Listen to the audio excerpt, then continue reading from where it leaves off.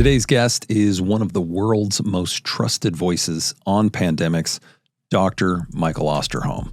This is real. We can tell you right now the pandemic clock is ticking. We don't know what time it is. Do not do lockdown. If we got to 95% capacity, then please, for the next 2 weeks, slow down and then get it back down again so you can ride out the next wave. We spent millions and millions and millions of dollars on things like plexiglass that made no difference whatsoever. Science is not truth. Science is the pursuit of truth. He has advised every U.S. administration since Ronald Reagan and led world responses to SARS and MERS. He's authored a new book, the big one, How We Must Prepare for Future Deadly Pandemics.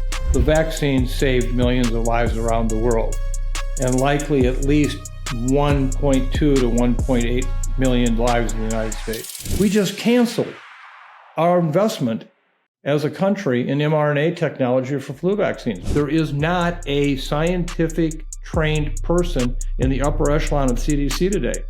There is no one whose job it is in the White House to be overseeing bio-preparedness. None.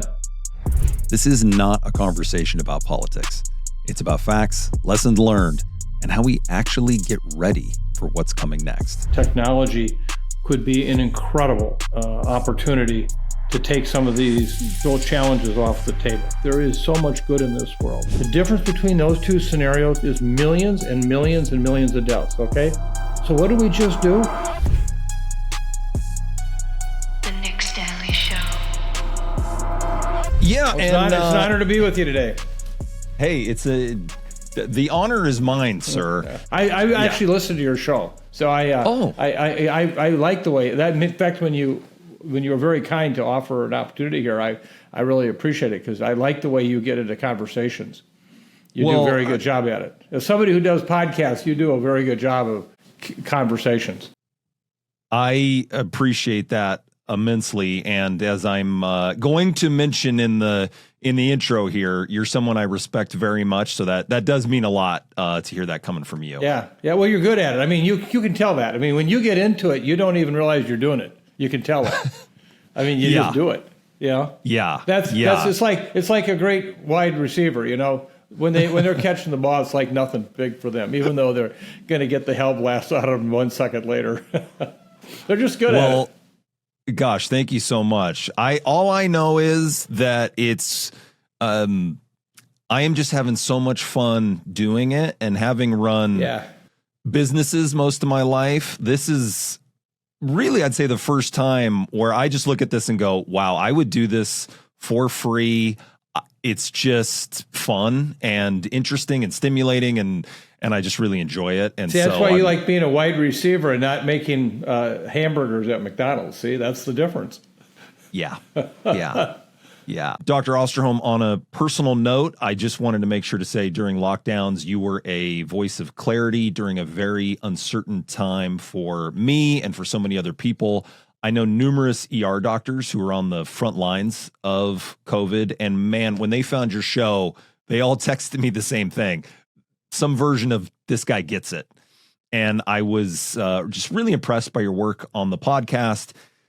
Some of it was the accuracy of your predictions, but more than anything, it was the honesty about what was known, what wasn't, what work was going on to figure out the things that weren't known, and the willingness to say, I don't know, when that was the truth, because there were a lot of people giving oversimplified answers that might have brought moments of short, fleeting comfort, but they sowed the seeds of long-term confusion. And I just really appreciated the consistent messaging, and especially about coming together and supporting each other. And that kind of leadership mattered then, it matters now, and I'm honored to have you here today. Well, thank you, Nick. It's my honor to be here with you. And as I've shared, I very much appreciate the manner in which you do your podcast. As somebody who does podcasts, we're in that kind of group of individuals that admire or don't admire our colleagues. And you are one of those ones that I actually spend my time listening to. And so I want to tell you, I appreciate very much the chance to be with you.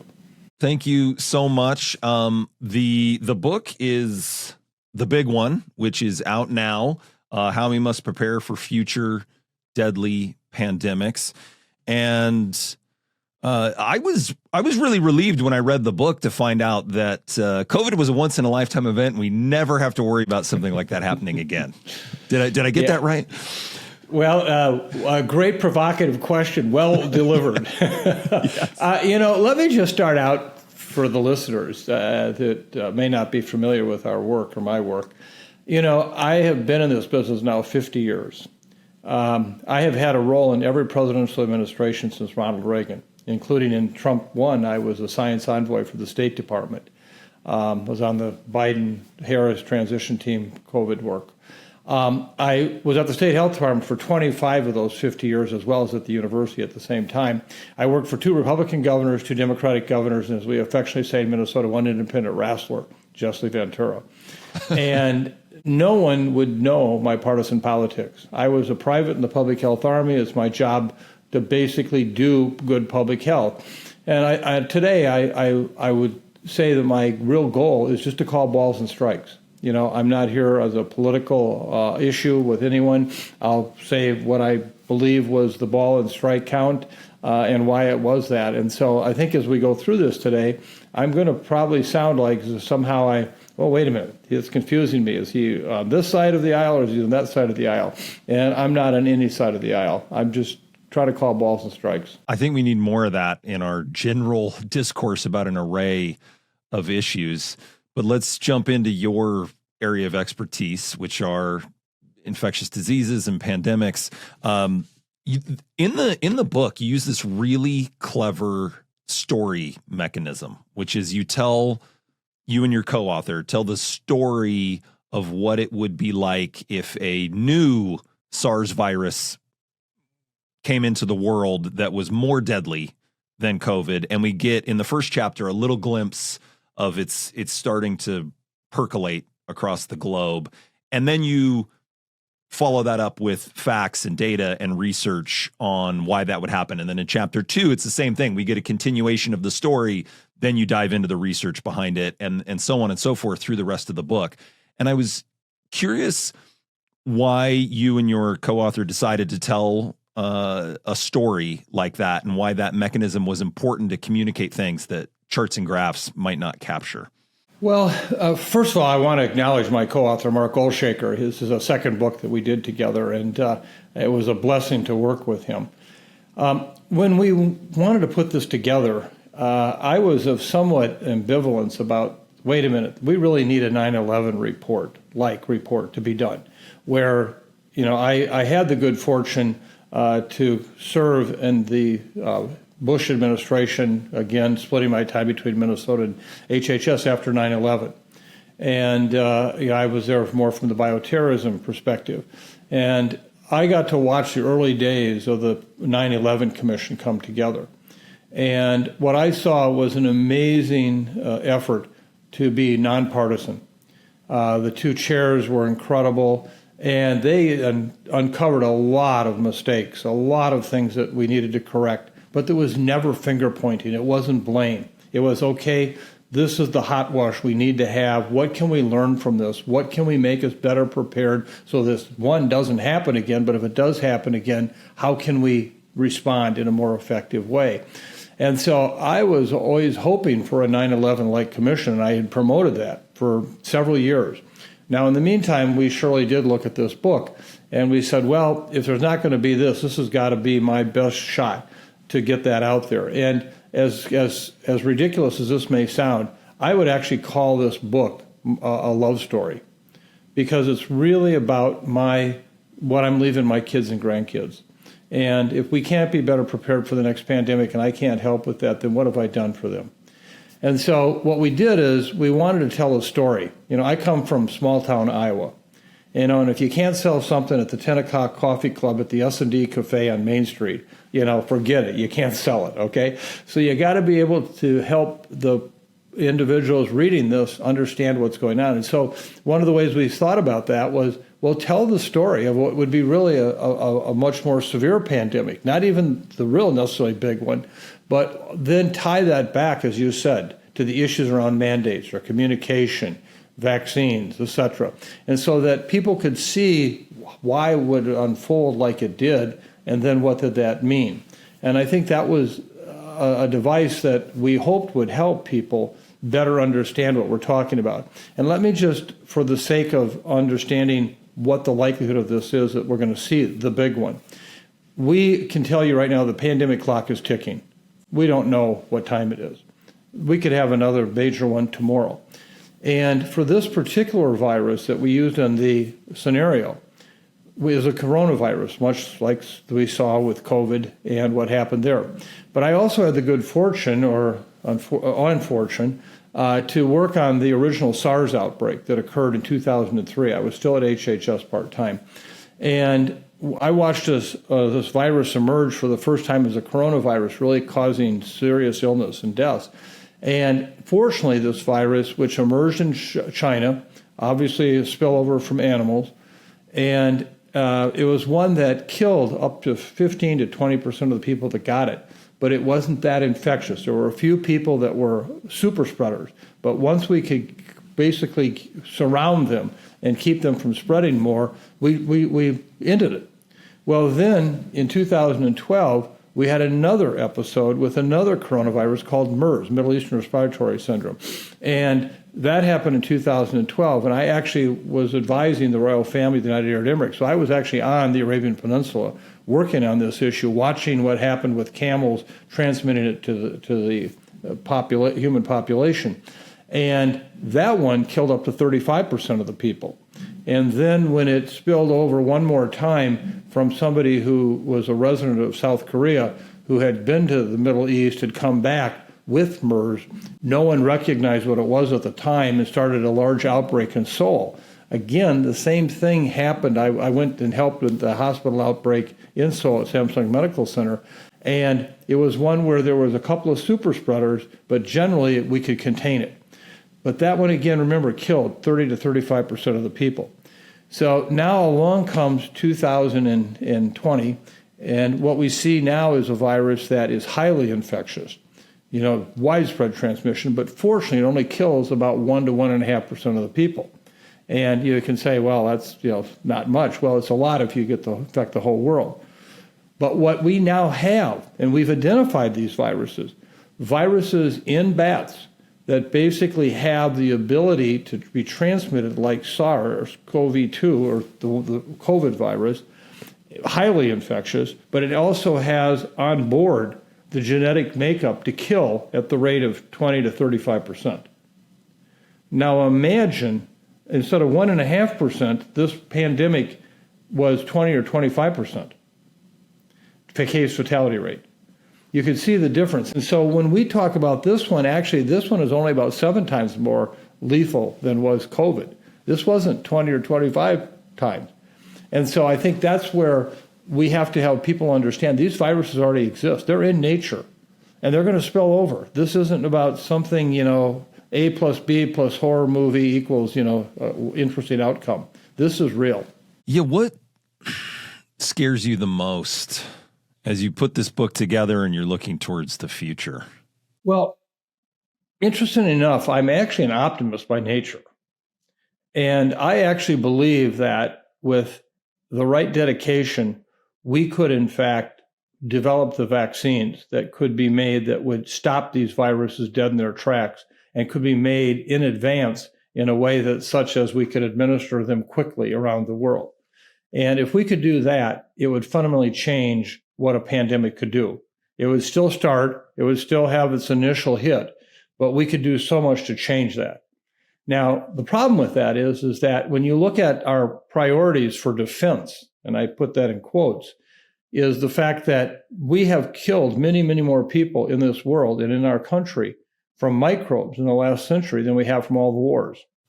And yet, as much as we invest in the defense side of the house, which I'm not an expert in, so I can't say it's too much or too little, whatever, okay? We've almost put nothing into defenses against our microbes. If we had the kind of resources that one aircraft carrier would provide, I am convinced in the next 5 to 7 years, we could actually develop vaccines that would be highly effective, and they could be made in advance in the freezer, ready to go. And we're not doing that. We're just not doing that. And right now what I'm watching is, of course, the destruction of even our immediate public health response. What's happening right now is the darkest days, I believe, in the last 100 years of public health. And so if you can't be prepared for the immediate time, how are you going to be prepared for something down the road like this? But I think in the end, I'm going to keep fighting for what I believe is the kind of research and development that we could do. And our center, by the way, happens to be the repository internationally for what we call vaccine roadmaps for coronaviruses and for influenza. And we're mapping out every day, keeping them updated. Where's the research at? What are we finding? What needs yet to be done? What's the next step to get over this particular hurdle? And that's what gives me optimism. This is not just wishful thinking. I think we could get there. So I'm optimistic about that. But we've got to have a major change in mindset and realize these microbes are as deadly, if not more deadly, than someone's armaments. Yeah, two things struck me there. One, it sounds like there are people trying to do the work, and it wouldn't take that much more funding to put us in a place where we were much better prepared to deal with what is likely coming down the pipeline here. Yeah. And then can I give you an example of that real quickly? Because I think please. That'll help you. This is the kind of choice that we've just made. Right now, if we had a major influenza pandemic, of which a 1918-like pandemic could happen tomorrow, we, in the first 12 to 15 months, based on the technology we currently have, meaning basically we grow influenza virus in chicken eggs and cell culture to make vaccine, we could make enough vaccine in the first 12 to 15 months to cover about a quarter of the world's population. That's it. It would take year 2 and 3 before we'd have more. In the meantime, millions of people would die. The mRNA technology vaccines, the one which, of course, was so important in COVID, actually has a tremendous possibility of also being a good influenza vaccine. Not great, meaning that we still get infected, you can still potentially get sick, but you would surely diminish greatly serious illness, hospitalizations, and deaths, okay? If we could use mRNA technology, we could probably have enough vaccine in the first 9 to 12 months to vaccinate the world. The difference between those two scenarios is millions and millions and millions of deaths, okay? So what did we just do? We just canceled our investment as a country in mRNA technology for flu vaccines. We had $500 million that we were working to make that a reality. And Mr. Kennedy just summarily ended it. Well, and in terms of cost, it seems the cost of society shutting down to one degree or another for 2 to 3 years versus a much shorter time, the cost to develop these things would be a drop in the bucket versus what it would cost where we'd have a pandemic break out and we're unprepared. The best insurance policy our country could buy in terms of protecting the masses. And not only that, but of course, as we learned from the pandemic, what happens here happens around the world, and global economies crash as global economies, not just one country at a time.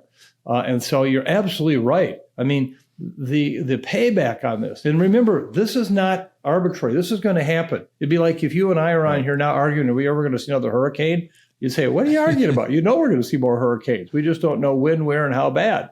We're going to see more pandemics. We just don't know when, where, and how bad. But I'm telling you, they're going to happen. They're going to happen for the world, and they're going to be bad. And why not take them off the table? Yeah.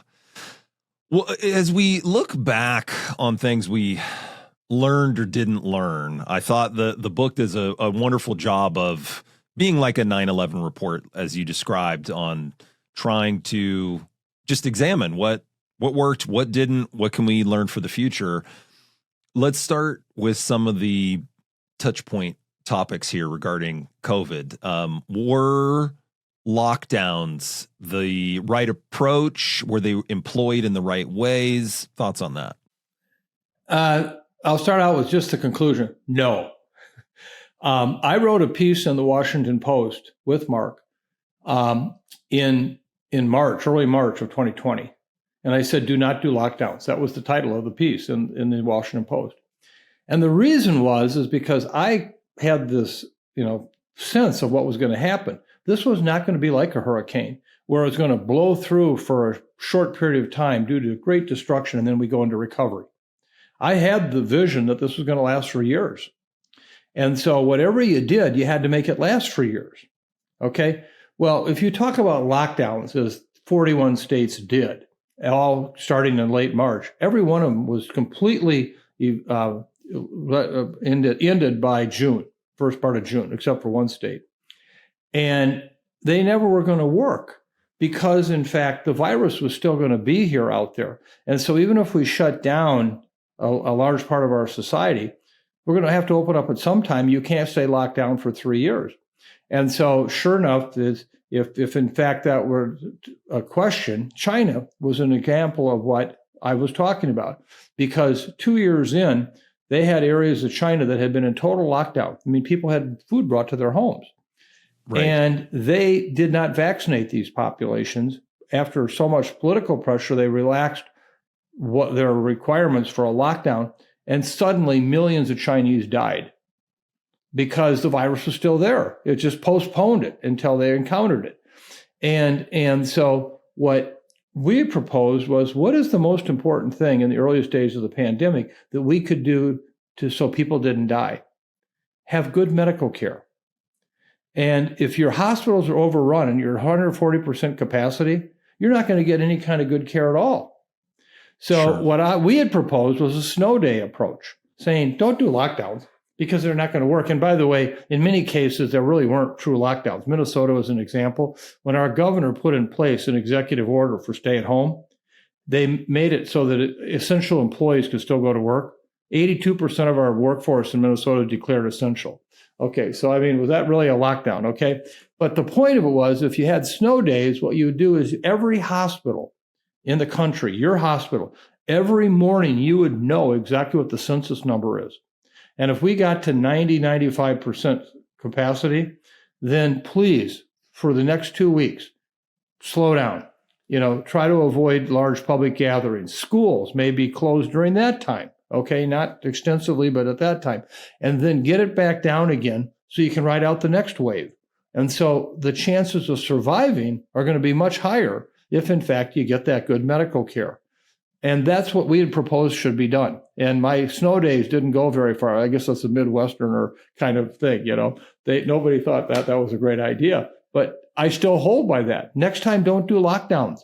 Manage it. If you don't have a vaccine, what's the most important next thing you have? You got medical care. Don't let it collapse because you overrun it at these waves. That seems like such a common sense approach that even I can understand without any sort of public health background. Why didn't that gain any traction as a... I don't know. I think it's hard for me sometimes to say why. And early on, I was kind of a thorn in the side of a lot of my colleagues.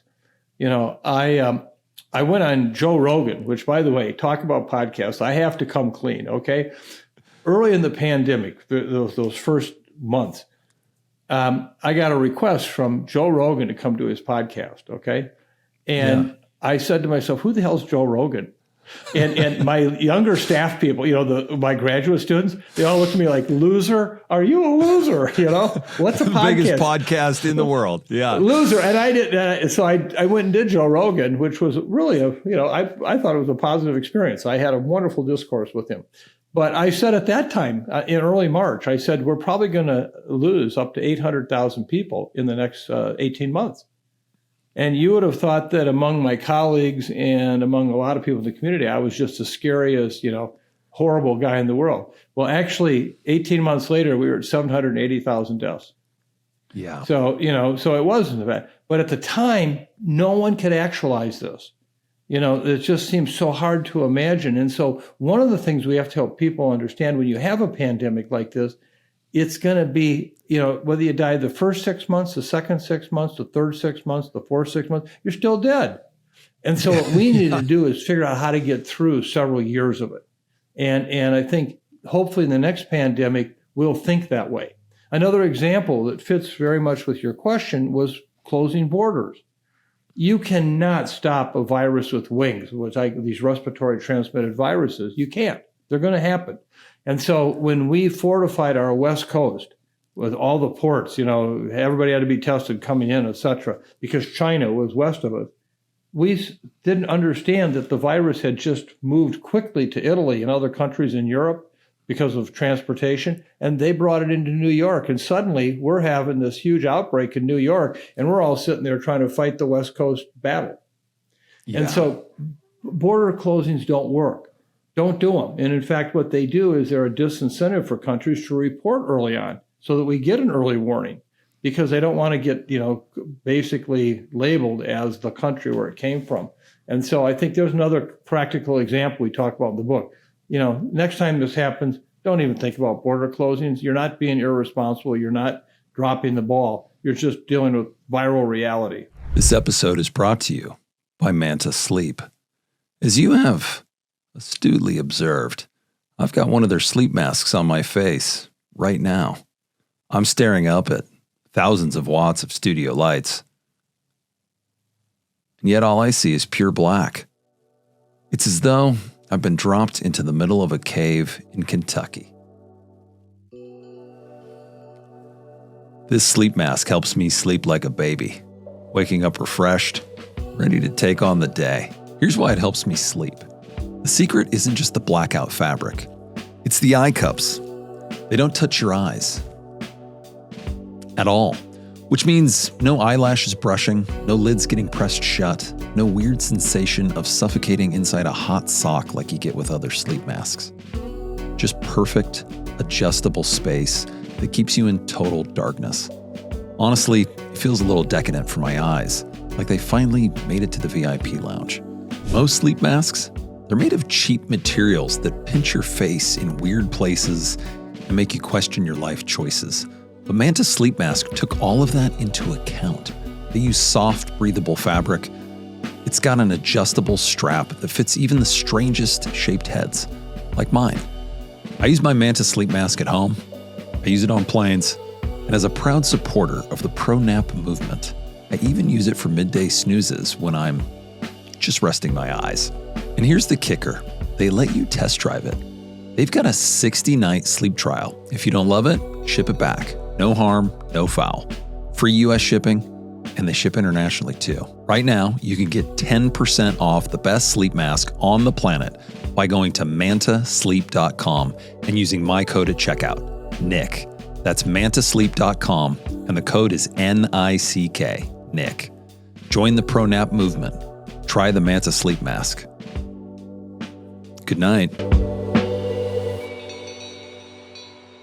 When you mentioned the virus with wings and let's see, there was a tweet from the World Health Organization.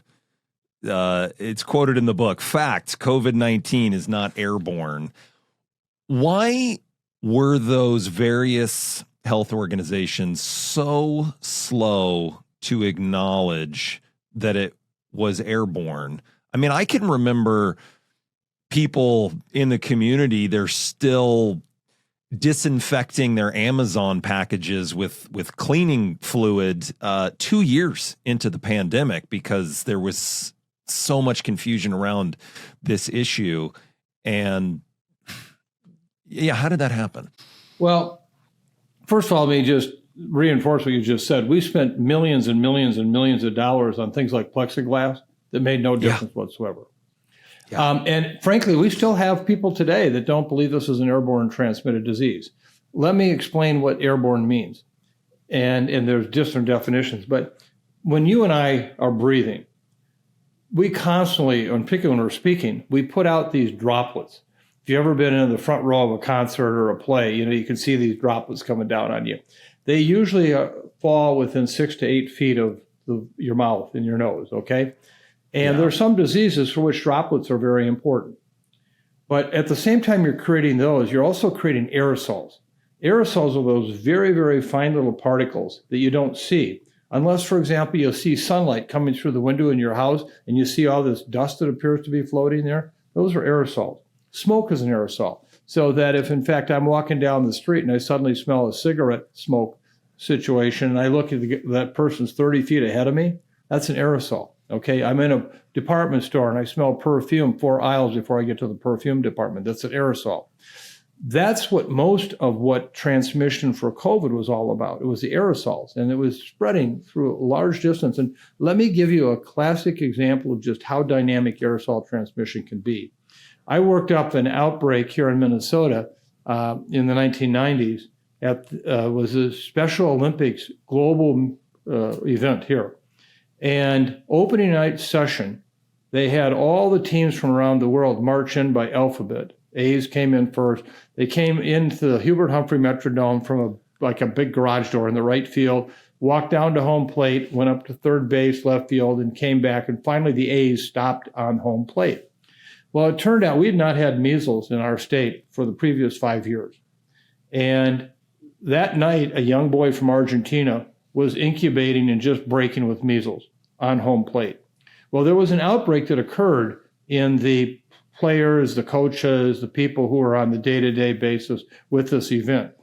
But there was 60,000 people in the stands, many of them who never attended another event for this thing. Well, we had a group of cases of measles that night, people who developed measles who'd only been to the opening night session.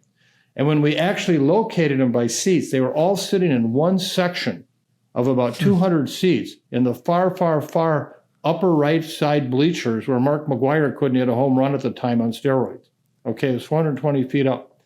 What happened was when we looked at the airflow that came out from behind home plate, it came across home plate, and Sparky Anderson, the coach of the Detroit Tigers, was probably right when you turned the fans on and off, because then that smoke literally took off and it dumped all the way at the big exit air vent up at that section. That virus nailed everybody in that section who had not previously had measles vaccine or had measles. That's 420 feet away. Yeah. And so that's what an aerosol can do. So, when we're in public spaces, in particular buildings, et cetera, you have no idea how much of that aerosol activity is there. And that's what people didn't understand, was that's how dynamic this transmission was. Right. And in an enclosed space, I remember Denny's in the 80s when I was a kid growing up. They had a smoking section and a non-smoking section, but the entire restaurant smelled like smoke. Oh, it was I seem to always get stuck behind the smoking section on an airplane. I was the next row of seats. It didn't matter. But, this is an important point because, there was a lot of accusations made that public health was basically treating different groups in different ways. And most notably was the issue with the George Floyd riots in the Twin Cities. And that was misinterpreted that we said there was no problem with the riots, okay? And in other words, saying it's okay to have them. Whereas in the meantime, the Republican convention, which resulted in cases of COVID occurring from this indoor exposure, killed several notable people, was bad. Well, no, what happened is that the Minnesota Department of Health did a very extensive surveillance effort in the 2 weeks after George Floyd happened. And we saw no increase in COVID here. Right. These were all outdoor events. And they are. But that changed because as we got into the Omicron variant, which was much more infectious, we actually started to see outbreaks in outdoor groups that got together, that were close together. We had a concert, for example, with outdoor concert where people stood next to each other for 3 hours, didn't know each other, and we could show pockets of COVID that occurred that night. So even that changed, and that's where, as you pointed out earlier, this is where we needed the humility to say, well, originally outdoor air seemed pretty good, but this virus is so infectious now, if you're standing in large populations of people outside, you could still transmit the virus. But at the time, and I still hear this all the time, you public health people were so pro George Floyd riots in terms of COVID, but you complained to us about the Republican convention. It's just what happened. It was a matter of indoor versus outdoor. Initially, but then the virus got indoor, outdoor initially, but then the virus got so infectious, even outdoor posed a challenge. What about school closures? Let's turn to that for a second. We're looking back. What pros and cons? Was it worth it? Was it the right decision? We missed that one. Yeah. Again, so the first year of the pandemic, 199 kids in this country died from COVID. If you look at the rate, it was quite low, but it was real. And there were a lot of studies done that showed that you didn't need to close schools. You could keep them open, didn't worry about transmission that much. Well, then what happened was, as the variants changed and we got into the Delta variant, into Omicron, it took a very different tact on kids. Ultimately, just in the next 2 years, we had year 1, year 2, and year 3, we had over almost 1,600 kids die of COVID. 87% of the COVID deaths in kids was in year 2 and 3, not in year 1. But we kept handling it was year 1. And so, again, when we had outbreaks in schools, which we had many in the year 2 and 3, we kept referring back, schools are safe, everything. Snow days would have worked very well there. We had outbreaks in schools that we could have said, for the next 2 weeks, I'm not trying to keep schools closed. We're just saying, you've got to let this tone down. There was an outstanding study done by a group in Boston looking at COVID transmission in households. That's with the Delta and Omicron variants. And over 80% of the cases that we documented in households originated from kids bringing it home from school, year 2 and 3, not in year 1. And yet we operated, and it's still, if you go to the medical literature, it's still year 1 data seems to be the prevalent conclusion. It's not a problem. No, it was so dependent on the variant. That's again why when you raise it, why humility is so important. If I could just share one truth with the audience here, science is not truth. Science is the pursuit of truth.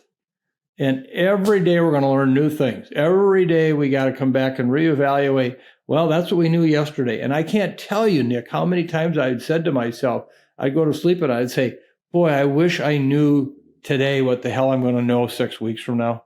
I wish I knew it today, and we needed to have more of that sense of that. Well, and it certainly seems to me that had there been more communication from top health officials that had a little bit more, I don't know what I don't know yet, and I don't know how things are going to change or how the variants may change, how the circumstances on the ground may change as this thing develops. If that had happened early on, the lines of communication would have been much stronger with the public, because when there's a sense of certainty from public health officials who are describing this and what to do, and then things change, well, suddenly we look back and we go, oh, well, he or she was wrong before. Why would they be right now? And it sows the seeds of distrust. And I think that little bit of humility at the beginning, more messaging that acknowledged the lack of certainty, would have gone so far into helping people along the way of the broader experience of the 2 to 3 years. I think you're absolutely right. And I would hope that that's a lesson we learn for the future and that we do understand that. Let me give you a case in point. Another one that I got stuck on. When we had the first results out of Operation Warp Speed, within a year, they were simply remarkable. 94 and 96% protection against getting ill, with the vaccine. But it was only for 2 months. But it still was very significant. But anyone who had worked with coronaviruses knew that they were notorious for waning immunity. So if you get infected today, 2 years from now, you may have very little protection left in your body. And I had actually, in several meetings, really urged that we just don't put those results out, but we continue to follow these cohorts of people who are part of these studies and say, what happens in month 3 or 5 or 10 or 12? And we'll find out if we have waning immunity, because if we do, we may need to tell people to get a booster. Yeah. If we had said that right up front, and then every month we gave them the number and said, 94, 87, 82, now we're down to 60% protection. We're going to probably need a booster. People could have understood that. I think that they would have accepted that. But so what happened was in the summer of 2021, started on the Cape, basically saw these huge outbreaks of people who had previously been vaccinated. Mm-hmm. And all of a sudden was, wait a minute, you didn't tell us the truth. And people were truthful. They just hadn't thought through what could be the next level of information we need to act on. And so boosters should never have been a surprise. And people understand why they're not a surprise and why that was important. And I think those are the kind of lessons that for future pandemics, they should be marked right now and put into place. Yeah. And I think it's not necessarily the line of thinking that I went down myself, but I can empathize with a line of thinking where if you didn't know about, say, the existence of the CIDRAP podcast, which is where I was getting the majority of my information during that time, you might be looking at media figures and public health figures on TV. And when the booster comes as a surprise, and there have been several things that were stated as certainties and then facts on the ground change, the disease changes, the approaches to it change. Suddenly they seem like somebody was not telling them the truth at the beginning. And then you easily come to the conclusion that the boosters are a profit grab by the pharmaceutical companies or other, various, that there are intentions going on behind the scenes that we're not aware, that the public is not aware of. And a lot of it comes down to the nuance of communication. So it's not so much, are we lying, are we telling the truth, but understanding the nuances of communication. And that seems critical to your understanding of public health, but maybe not these public health institutes in general. Is that fair to say? No, I think you got it very well. I think I'd add one maybe additional piece to that is you got to anticipate the future. So part of your communication is about saying, I don't know for sure how this vaccine is going to hold up at 6 months or 12 months. Just anticipate that and say, but we're going to tell you. You can never over communicate in a public health crisis. You can never over communicate. And we should have been reinforcing all along that, look at how well they're working right now, but we're going to keep on top of it. And it's issues like that. It's issues for example, on the lockdowns. We should have anticipated. Can you really lock down for 3 years? No. So what is it? Well, it's medical care. And I think each one of these were those kinds of issues that basically were, I think, really important to consider so that the public wasn't just surprised by them. And, it may turn out that it didn't happen. The vaccine worked perfectly well for 3 years at 95% protection, but at least then I knew that.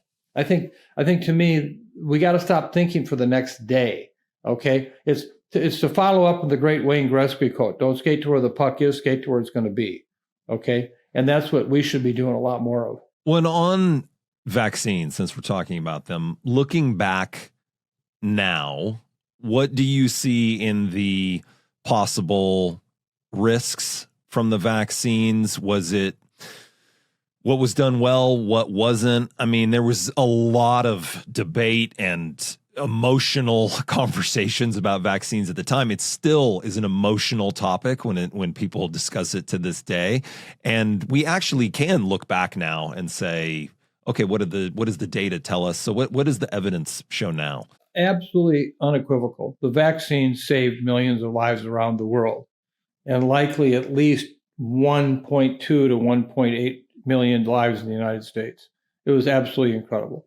And it was a tragic finding that if you looked at the red states versus the blue states as the pandemic went on, the deaths continued to accelerate in the red states and not in the blue states, which was in a sense a choice. And that was really hard to watch. But I think that one of the things we got into, and I go into great detail in the book about the idea of mandating vaccines.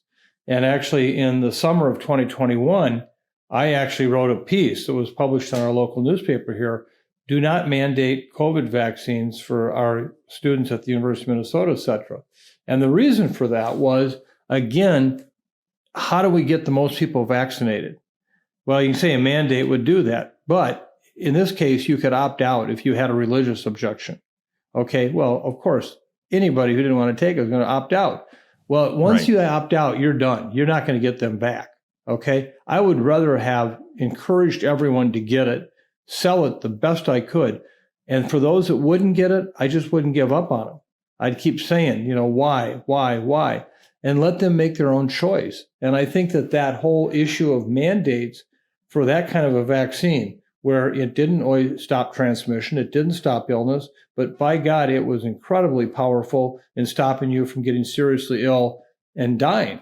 And that to me is why I got mine and I keep getting mine. But we needed to sell that. We needed to make it so I'm not telling you exactly what you have to do. I'm trying to appeal to your better senses why you want to get it. And I think in the end, you get more people vaccinated that way. Because in the end, people can still opt out, and in most cases, that only increased over time with people opting out. And like I said, once that happened, you're never going to get them back. Yeah.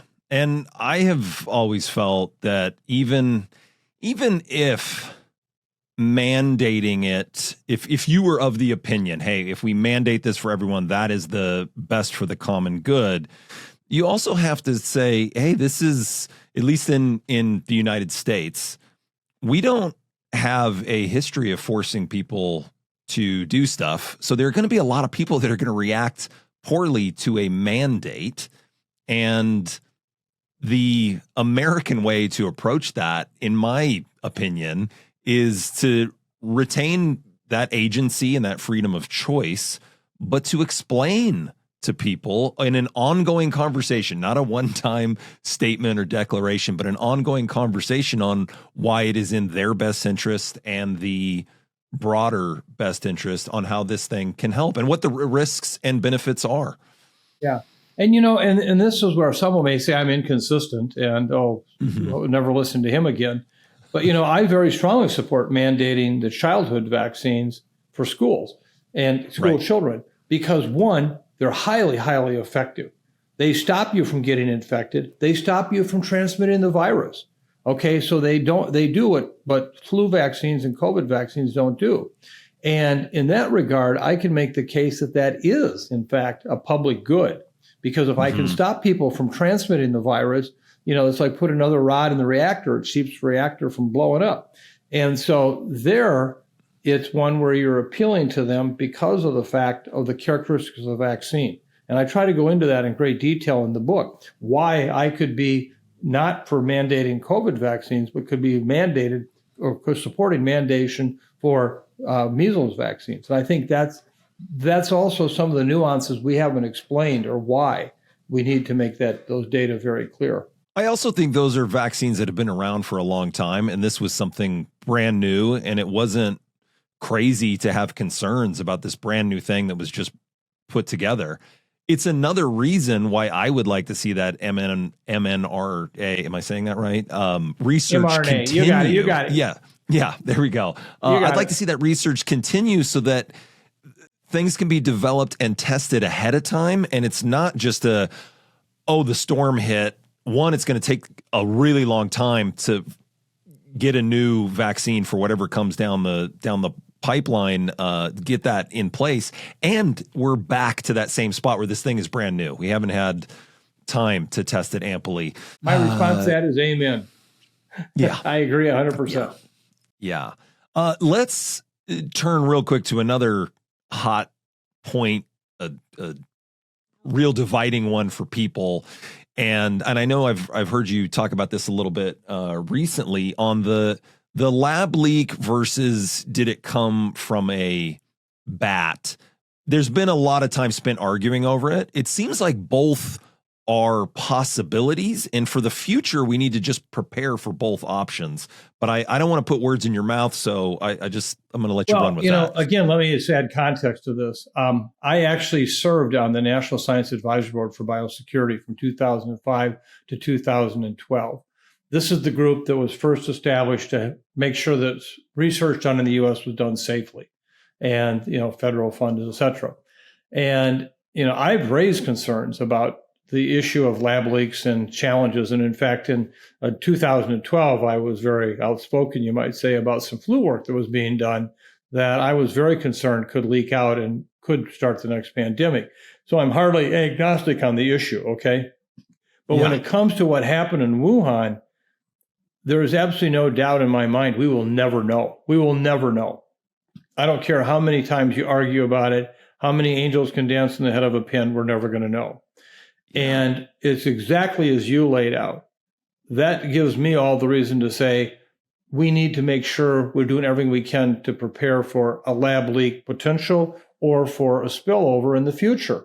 And wasting our time debating something that's not ever going to be decided. I don't know what it is. If you had to ask me, I think the data tend to favor a bit more a real spillover, but I can't say. And so, but I can say, you are going to deal with this again. And so what are we doing about it? And we're not doing anything right now. We're basically, whether it be lab leak or, spillover, look at the vaccine things have all shut down. Everything we're working on, the whole issue. So to me, that's another one of the just practical things, This is what you learned back in small town Iowa, that horse just doesn't run here, Right. If you could take a moment to explain what gain of function research is and what the concerns around that are, and then is the research that is gained, like what we learn from gain of function research, is that worth the potential risk? Yeah. Really good question. First of all, gain of function in a very simplistic way is, are we doing anything to a microbe that would enhance its ability to be transmitted or to cause serious illness or death? Okay, so we're enhancing it. We're making it worse. And the reason you'd even consider doing that, one, is you're a bad guy and you have a bioterrorism or bioattack program you want to do and want to launch it, okay? That's the kind of thing we'd surely not like to have happen. But the second piece of it is, and I happen to actually, so I'm not talking out of both sides of my mouth, I do believe that dual use research of concern, et cetera, is important for some reasons, and I'll give you an example. If you think back on what's one of the most famous books in all of infectious diseases, The Hot Zone by Richard Preston. That was a book about an outbreak of an Ebola virus in Reston, Virginia, with the monkeys that were there, part of a large program for that. And it spread quickly through the entire facility and killed all these monkeys. Obviously, it was respiratory transmitted, okay? Well, historically, Ebola viruses have always been thought of being a body fluid contact. You got to have contact with the blood, you got to touch something, et cetera. But we've had a series of outbreaks in laboratories where lab animals, monkeys, basically have been infected when the nearest animal to them were, 30 to 40 feet away. And again, we just talked about aerosols. We talked about that. No contact. And I raised this issue in 2015-16 during the Ebola outbreak in West Africa. And I led a group of 16 people that published a paper who were really senior Ebola people who said, I think that sometimes respiratory transmitted Ebola occurs. Well, what would happen if today we suddenly had a huge outbreak of a respiratory transmitted Ebola virus? Okay, I mean, this would be the nightmare. And, I don't want to suggest it's going to happen, but there's enough data there to be concerned about it, okay? So today in the lab, if we had a BSL-4, the most highest containment that had multiple barriers for this virus ever getting out, I would really welcome the opportunity to know in our research, can we show that these viruses can be made to be aerosol transmitted? And if they can, man, that ought to accelerate a whole new area of research about the vaccines, about how to control it, et cetera. So do I want that done anything short of a high containment situation? No. It would be absolutely, I think, criminal to put that into a lower level of protection. So I can be for this, but at the same time, I would only do it under the conditions where it was really certain it's not going to leak out. And it has to be for a real reason. The Ebola one is not a curiosity. The Ebola one is really trying to get prepared if that should ever happen again. And again, you can't deny the fact we have enough evidence that there has been respiratory transmitted Ebola viruses that have occurred. So that's an example, I think, of dual use research of concern or, that type of issue that I worry about. So it sounds like so many things. gain of function research, or the whatever term we're using for that, is it's not a binary thing where it is good, it is bad. The devil is in the details. It's not a social media type. I like it. Exactly, I don't like it. Exactly. You nailed it. Yeah. Yeah. And that's but that's what's hard to get across to the public sometimes. It seems as if you're kind of wishy-washy. Somebody could say, wait a minute, are you for it or against it? Well, these are the conditions I would be absolutely against it. These are the conditions I would consider it. These are the conditions I think that would actually be really helpful to us to learn that. Okay? Yeah, because we can learn how to fight these diseases or how they might change through this research. But we also need to acknowledge the risk. Something could leak out and we could cause a problem that didn't previously exist if we don't have the right protocols in place. The biocontainment has to be beyond reproach. It has to be absolute. You have to be certain of it, okay? It's got to have multiple defense walls so that you wouldn't let it leak out. Then I think that's a different thing, because if you came back and said, oh my God, we can make these viruses airborne, then that should create an entire new initiative, a high priority to say, wow, we had no idea. Right. And we need to deal with that. This episode of The Nick Standlea Show is brought to you by Zapier. If you've ever felt buried in repetitive work, copying data, moving files, sending follow-ups, you know it's like death by 1,000 mouse clicks. Zapier has always been the tool that fixes that. It connects over 8,000 apps: Google Drive, Slack, Notion, Gmail, MySpace, you name it, so your tools can finally play nice together. But here's the big shift. Zapier now lets you create AI agents with their ChatGPT integration. Think of them as tireless teammates who never complain, never take lunch, and never get bored of doing the boring stuff. I've actually made several of these little agents myself. No Python, no JavaScript, just pure vibe coding, which is my favorite kind of coding, because even though I have no idea how to code, I just talk to the AI, tell it what I want, and almost magically, it works. For example, when a podcast guest books a time, Zapier can send them a personalized email from me, preparing them for the show, create a draft of show notes, update my calendar, and even prep a social media post automatically, all of which frees me up to focus on the important stuff, like taking credit for the amazing work my agents did. And now, Zapier just took it up another level for developers. Zapier MCP is available right inside ChatGPT, which means you can connect those 8,000 plus apps and trigger workflows just by writing what you want to happen. Literally, you tell ChatGPT, send this file to my team in Slack, update the spreadsheet, and draft an email, and Zapier plus ChatGPT figure out the right tools, do it for you. Getting started is simple. Head to the Zapier ChatGPT MCP server and add the tools you want ChatGPT to access. Follow the steps in the Connect tab. And if you're an admin on a ChatGPT Enterprise account, you can enable MCP across your entire workspace. So if you're ready to stop wasting time on busy work, join the AI revolution, and make a little automation magic of your own, try the Zapier ChatGPT integration using the link below. Are we sure that the same level of security and protocols that we would want in place for that type of research in the United States are done in other parts of the world? Because as we've learned with the COVID, you can't just pee in one end of the pool.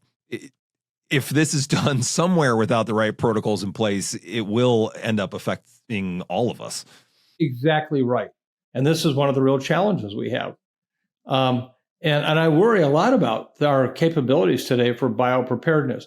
Do you know that for the first time in decades, there is no one whose job it is in the White House to be overseeing bio-preparedness? None. I did not know that. Oh, it's this administration there's nobody in the Security Council. And I'm not, again, balls and strikes. In the Biden administration, there was an entire office led by Dr. Paul Friedrichs, outstanding individual. There was a node in the Security Council. If you look back on all these, even in Trump 1, there was a fair amount of work done to really support this issue, okay? And clearly, Obama and Bush both had substantial activities here. We have none today. If there was a major bio event today, I don't have a clue who would be in charge of it. Do you know that as I speak to you right now, there's not one person in the senior leadership at CDC that is a scientific professional? They're all political appointees. The entire, this would be like running your aircraft carrier with 12 appointed political people. Right. Think of that. That's where we're at today. So I do think right now our own country has to reflect on itself and say, what are we doing to deal with this issue? Spend less time debating Wuhan, spend more time preparing for tomorrow. Why the shift, especially if the administration, because again, I know you're not a politically motivated guy, and you're saying, hey, with Trump won, they did have. They did. They actually had developed a really good plan. They actually had a good plan. Yeah, which is no longer in place. What's the result of that shift? And maybe you don't know. But I don't know. I mean, there's been a general, bloodletting of professionals in all areas of government. CDC has lost 20-some% of its workforce, and many of them were key people. What I just pointed out, there is not a scientific trained person in the upper echelon of CDC today. I mean, wow. That'd be like, being a baseball manager in Major League Baseball today and never having seen a baseball before, ever played it. How many games you going to win? Right. Oh, that's troubling to say the least. But that's what we're up against. And that's why, you asked me earlier about, why I do this and how I do this. This is part of that love letter thing I mentioned for my grandkids. I couldn't walk away from this situation right now for the life of me because it's just too dangerous. We got to do, we can do more. This is not A plus B plus C plus miracle equals the answer. There's things we could do. Bio-preparedness right there. The microbes, remember, they've killed more humans in the last century than all the wars, and yet we're not even recognizing them. Yeah, I mean, let's dive into that. So for your grandkids, how old are they? Let's just paint a little bit of a picture so we can visualize it. And then what would you want? 15 to 8. 15 to 8. Okay. Yep. And I've got kids in that range as well. And what would we want to have done so that their lives aren't at the very least disrupted the way many were during COVID, and in a much worse scenario that something tragic happens to them in the future? I mean, what things should governments and our different institutions be doing? Well, first and foremost, don't lose the gains we've made. So the vaccines that we've used in this country to basically prevent, in the 9-year period from 1994 to 2023, we have very good data. We have avoided over 500 million hospitalizations and serious illnesses with vaccines in this country. Okay. We avoided over 1.1 million deaths just with vaccines. Don't let those go away. And we're going to watch in the next few days here as more of the ACIP meeting unfolds and so forth. It's going to be harder and harder and harder to get vaccines. So there's number one. Just keep that. That's not rocket science. That's not any new initiative. It's not more money. It's just applying what we have. But then the second thing is what we talked about with the vaccines for pandemics. Take that off the table. And what would it take to take that off the table? It's not A plus B plus C plus miracle again. It's about a well-defined research agenda with an outcome that we believe is really very doable, and that we could make these vaccines in advance. And so, the first month might be a bit chaotic. It might be really challenging, but within a month or two, we could stop that. I think the third thing is just be aware of all these new infectious agents we're going to be dealing with. For example, this week there's been a lot on Chagas disease. There was a publication that came out about how it's spreading in the United States. CNN wrote a big piece. Sanjay Gupta covers something. It's important. He covered it. And this is called basically kissing bugs. there's a type of insect that is now spread through much of the southern part of the country, and it's moving north.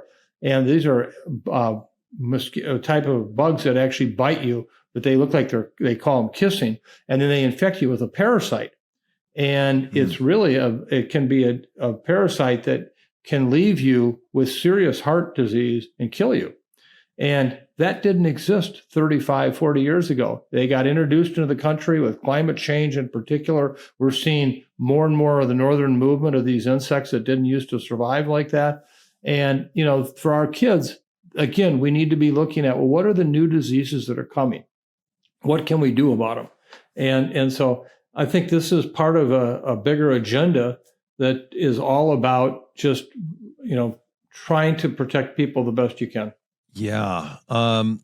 If you could redesign our institutions, what changes would be made to make all of public health more effective, whether we're dealing with some major pandemic down the line or dealing with these kissing bugs or whatever new thing comes along? I have a bias here because I come from an undergraduate program where I had a dual major. I had one in biology and I had one in political science. And I never was sure for fact in my career which ones were more important, okay? I think today we just need a population that is much more well-versed in what I guess I would call liberal arts. And I don't want that to be interpreted politically or negatively, but it's more understanding the world. The best graduate students I've had don't come in with some deep understanding of the cellular wall of a microbe, but they see the big picture of life. And what are the challenges and the issues that are going to confront us in that, okay? And what does that mean? And so I actually welcome the fact that I see people who have these diverse interests. Sometimes people will say, well, you probably are not interested in me as a graduate student because actually I did this or I did that. I said, man, that's exactly why I want you, okay? Because you bring a whole new perspective, a new dimension to this kind of thing. And so to me, that is where our education system needs to go. I think more and more of that, less of the kind of really deep knowledge, but only, an inch wide, when in fact somebody else is more like the Grand Canyon. Yeah, and be 2 miles wide and only a half mile deep. Yeah, I mean, think about you and your show here. Think how many different topics you've covered, and think how that's had to stretch you to better understand. And that's what we need more of, is the big picture things like that. So I mean, and it's learning for the fact that you just don't learn because you have to, but because you want to. And then how does that impact your life? Yeah, this show among with a few others, I mean, it was really a lot of prep work because I didn't want to sound, I didn't want to have no clue what I was talking about. So as I'm reading the book, I'm looking up terms. It was like I was working with Chat GPT. Like, okay, what does this mean? Where'd that come from? Yeah. Well, I think that to me is why programs like this are very helpful, because they are broad. And they do challenge people to think. They challenge people to be uncomfortable sometimes. They challenge people to say, what can I do? And I think that's really healthy. Well, that's the goal, rather than just to tell them how it is. Because I don't think any of us know how it is in the big picture or across these topics. Yeah. Thinking critically is really the first step. And I think the other thing also is shows like this, and this really plays to how I think we educate the public. They're not angry. They're fact finding. They're willing to discuss things. They're willing to challenge things, but they're not angry. And we need to tone down the anger, and we need to tone up the understanding more.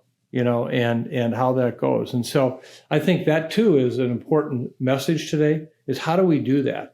One question I wanted to ask, is we talk about AI a lot on this show, because I do think it's an incredible technological, it'll be the biggest technological development of our lifetimes. How do you see that playing a role with public health? Now, remember, you're the guy that heard me talk about Joe Rogan today and how dumb I was, okay? So maybe I'm the same way with AI. No, I don't fully appreciate yet, I think, just how dynamic AI will be. But what I know of and how we've used it, it is exactly what you just said. And I think that one of the things that is going to be really important is understanding how do you learn AI? In other words, think how many people today are in their 70s or 80s who are very proficient at their laptop. But when they first got introduced 20 years ago, they weren't going to touch them, Mm-hmm. We had to bring people along. On the other hand, if I want to get an electronics fixed of some kind, I give it to my 15-year-old grandson. I get it fixed in no time, okay? Don't give it to me. And so I think that one of the things with AI is just how do we bring people along to understand the power of it and how it gets used? And what can it be good for versus what can it be harmful with? And I think that that's going to be really key. I agree with you, though. I think it's going to fundamentally change so much. I mean, when I look back think of you, too. Cell phones, what the hell were they? I mean, Can you imagine our world before those? And now look at it. I mean, right. It's an umbilical cord to life. And I think AI will be even so much greater than that. Yeah, and being able to map how diseases develop over time, especially the zoonotic ones that can jump from animals to humans that seem to cause us so many problems and could help us anticipate what is possibly down the line. I think it can be super helpful. Well, I want to close out with this question. As you look towards the future, you are an optimistic guy, despite issues we're facing. And what gives you hope and makes you optimistic for the future? Well, one is that I do believe technology can be our friend as much as it's our enemy sometimes. And I think in the world of infectious diseases, technology could be an incredible opportunity to take some of these real challenges off the table. Okay. And so I'm optimistic about that. But, I think one of the things the pandemic showed me was that they surely are people who are angry, people who are what I would consider unreasonable in how they look at life. But I also saw the other side of it. I saw so many good people, so many people who cared, so many people who wanted to do something to help. And I have to say, I have been an incredible beneficiary of that with the podcast and creating what I call the podcast family. And it's reminded me that there is so much good in this world. There is a lot of good. And we just have to sometimes emphasize it. And, just that extra hello or a thank you or, that note of appreciation to someone. And when you think about that, it actually is by itself an infectious agent. It's wonderful. So I'm optimistic about that. And the thing that makes me know that everything's okay is my 12-year-old grandson a couple of weeks ago, after spending a day with him, we were doing a bunch of things. As I was leaving that night from my daughter's house, he looked up at me and said, Grandpa, you're crazy. I knew I had arrived.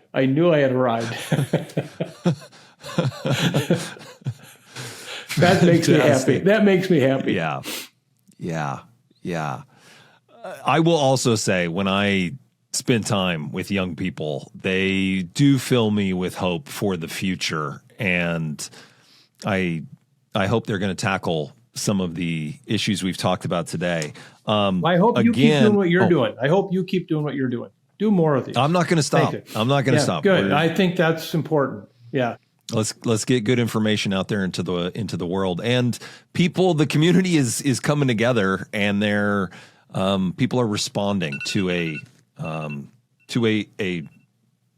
more, I don't want to say quiet, but a more nuanced approach. I mean, I think the success of podcasts in general is an antidote to the 30-second dopamine overwhelming hits that people get on social media that are often filled with anger and made to trigger us. And so I think could not agree with you more. I absolutely agree with that 100%. 100%.